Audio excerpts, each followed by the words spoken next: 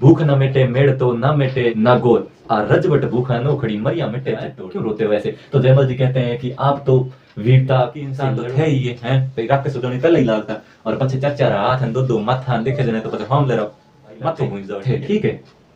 फिर देखो जयमल जी यहाँ कैसे आए हुए भाई खानवा के युद्ध के अंदर जो इनके रतन सिंह जी वगैरह वो लड़े हुए थे खानवा के युद्ध में और उनकी डेथ वगैरह हो जाती है। तो उसके बाद जो नागौर के शासक है वो कौन बनते हैं? जो अपने जयमल जी बनते हैं मेड़ता के शासक। और इस तरह से जब क्या हुआ कि जो 1562 है 1562 के अंदर जो अकबर है अकबर ने मेड़ता के ऊपर अटैक करके मेड़ता इनसे छीन लिया था और इनको वहां से भगा दिया था किनको? जयमल को। इसलिए ये उदयपुर में आए हुए थे, मेवाड़ में आए हुए थे। तो जो मेवाड़ की सुरक्षा है उसका जिम्मा किससे सौंपा गया? जयमल और पत्ता को। ठीक है। फिर देखो क्या होता है, जो अकबर है वो आता है युद्ध करने के लिए और उदय सिंह जी वगैरह है वो गिरवा की पहाड़ियों के अंदर चले जाते हैं उदयपुर की। और ये जब अकबर आता है वहां पर तो ये जयमल वगैरह है जो सारे अपने जो भी चित्तौड़गढ़ का किला वगैरह था उस किले के अंदर छिपे अपने बैठे होते हैं। जो अकबर अपने तोपे वगैरह साथ में लेकर आता है। इसने कहा कि अगर ठीक तरह से मान गए तो ठीक है, नहीं तो अपने तोपे वगैरह चला करके दीवार को गिरा करके अंदर प्रवेश करेंगे और जिस तरफ से दीवार गिरेगी उससे प्रवेश करके अपन क्या किले को अपने कब्जे में ले लेंगे।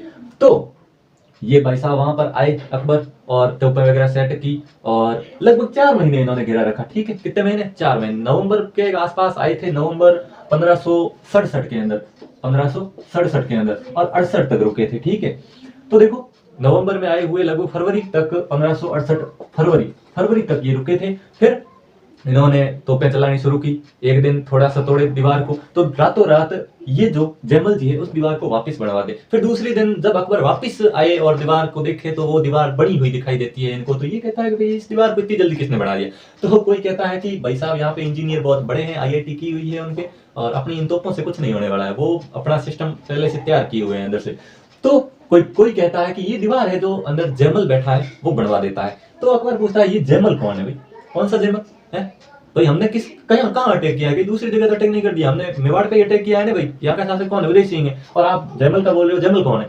तो किसी ने कहा कि भाई साहब हमने वो जो 1562 के अंदर मेड़ता वाला संघर्ष किया था ना, मेड़ता अपने कब्जे में किया था ना, उसका धनी था ये जयमल और यहाँ से वहां से भाग करके यहाँ मेवाड़ में आ गया था। अरे ये बात आपने पहले क्यों नहीं बताई? अकबर भी माथो दिन रोयो उठाए है कि पहला बताओ तो ने क्यों हाँ बड़ा बारूद खराब करवा मोरा था। जयमल है तो बन कहीं अब एक मिस कॉल करूंगा बार बार आ जाए। तो वो क्या करते हैं, जयमल को एक चिट्ठी लिखते हैं, एक खत लिखते हैं। उसके अंदर लिखते हैं डियर जयमल, मेरे से गलती हो गई, 1562 के अंदर मैंने वो धूल खानी कर ली है भाई, हो गया। और अब क्या कर सकते हैं? अगर तू माने तो मैं तुम्हारा जो मेड़ता है वो मेड़ता तुझे लौटा सकता हूँ और इतने से भी ना माने तो मैं तुझे नागौर का शासक भी बना सकता हूँ, नागौर भी दे दूंगा। लेकिन तू ऐसा कर, जो चित्तौड़ की चाबियां हैं वो मुझे दे दे और चुपचाप बाहर निकल जा और यहाँ से सटक जा। ठीक है। या फिर खिसक जा, सटक जा का तो दूसरा सिस्टम होता है। ठीक है। यहाँ से खिसक जा।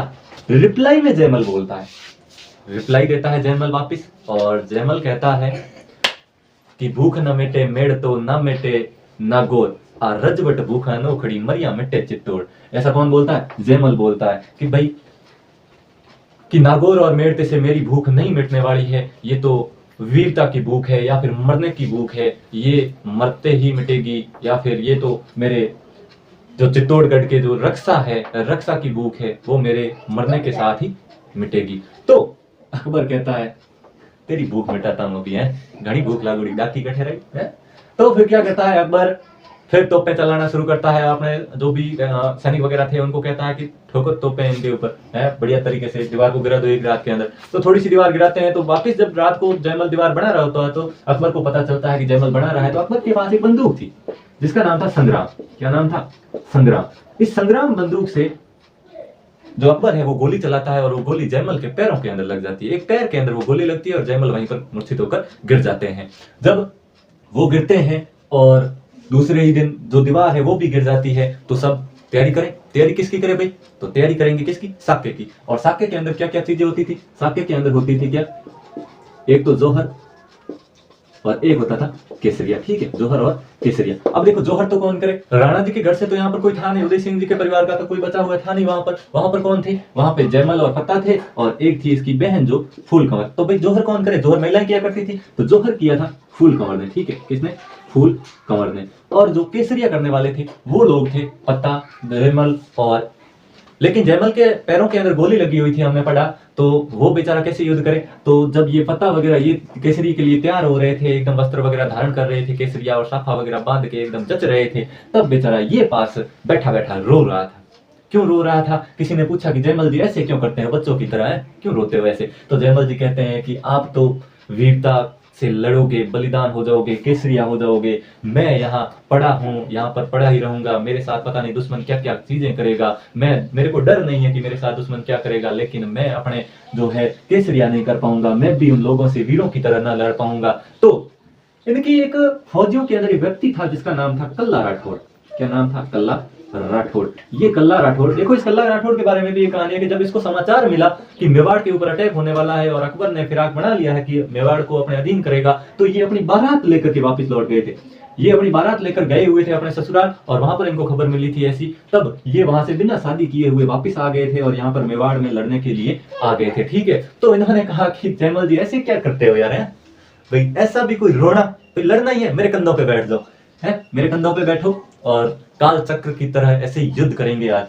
तो जयमल जी है वो कल्ला राठौड़ के कंधों पर बैठ के लड़े थे, और क्या खूब लड़े थे उस दिन। 2 हाथ नीचे से चल रहे थे और 2 हाथ ऊपर से चल रहे थे, देखने में लगे तो साक्षात भगवान विष्णु से उस दिन युद्ध कर रहे हो, एकदम देवता की तरह। ठीक है, और डील के डाकी इंसान तो थे ही ये, हैं भाई, राके सुजोनी कल ही लागता, और पछे 4-4 हाथ हैं, 2-2 माथा देखे जने तो पछे हम ले रहो माथो पहुंच जाओ। ठीक है, तो उस दिन इतने बुरे तरह से लड़े थे ये और उसमें शहीद हो चुके थे। और देखें तो कल्ला राठौड़ को 4 हाथों वाला देवता भी कहा जाता है, 4 हाथों वाला देवता भी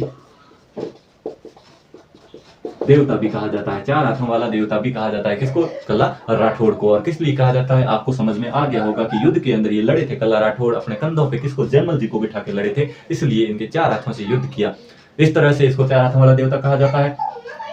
फिर क्या होता है? केसरिया कर लेते हैं और जोहर हो जाता है, फूल कंवर के नेतृत्व में जोहर होता है, और फिर जो अकबर है उसका कब्जा हो जाता है मेवाड़ के ऊपर। और ये जब मेवाड़ के अंदर एंट्री करता है तो मेवाड़ जो दुर्ग है उस दुर्ग के अंदर कोई कुछ नहीं मिलता है, सिर्फ गांव वाले बैठे होते हैं, वो भी बेचारे तंग एवड़ा लिवड़ा बाठा हाथ में मोटा मोटा ने ठोके बसीड़ी बुला दे सब रही। तो 1-2 बाठो बेचारे अकबर लाग गयो करम रे मन है, अकल आ गई कि मैं कहीं करियो, लेकिन इसको तो अकल आई नहीं, उल्टा गुस्सा आ गया। और इसको उसने इतना गुस्सा आया था कि उसने उन परिवारों को, गांव वालों को बाहर निकाल के लगभग 30,000 लोगों को मरवा दिया था। कितने लोगों को? 30,000 लोगों को मरवा दिया था, ऐसे ही बेचारे बेकसूर लोगों को। ठीक है, क्योंकि मिला कुछ नहीं, हाथ कुछ नहीं आया, वहां पे राजा वगैरह शासक वगैरह किसी को बंदी बना नहीं सका। फिर क्या होता है?